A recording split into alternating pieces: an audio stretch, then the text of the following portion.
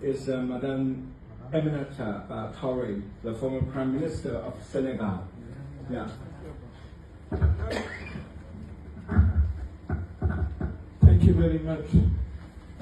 I've been wondering for a while why we hear many citizens, regular citizens in many countries, including the United States, saying we don't trust our politicians, we don't trust parties, which shows a very deep dissatisfaction vis-à-vis the states.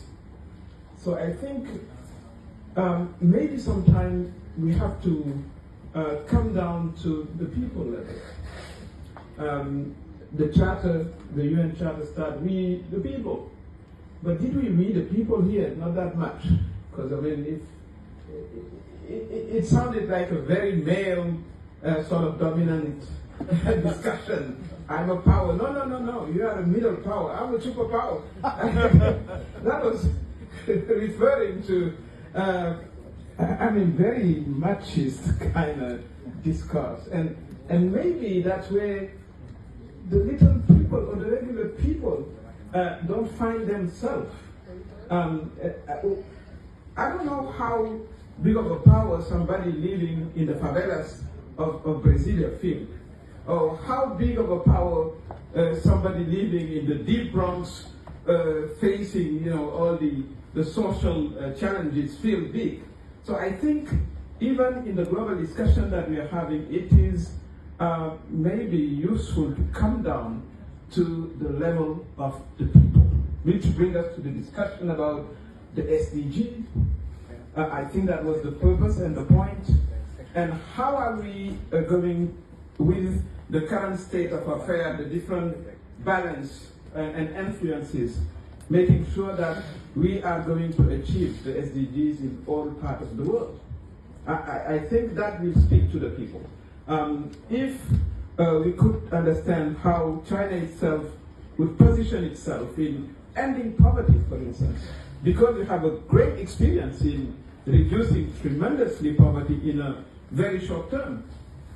So this is a discussion that would speak to somebody from my neighborhood or somebody from Senegal, or if how we're going to make sure that we are going to give prospect to young people globally, so they don't become what we call unconventional actors, which mean terrorists.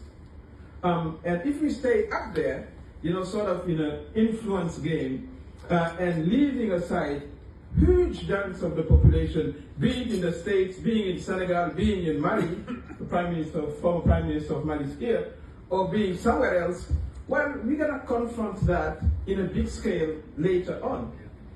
Because when you discuss with some people who support some groups, sometimes they're very educated. You ask them, so what? But these are labeled as terrorists. So he said, well, do we have anything to lose? So if you have a important chunk of the population spread all over the world with nothing to lose, I don't think we will deal with stability with efficiency.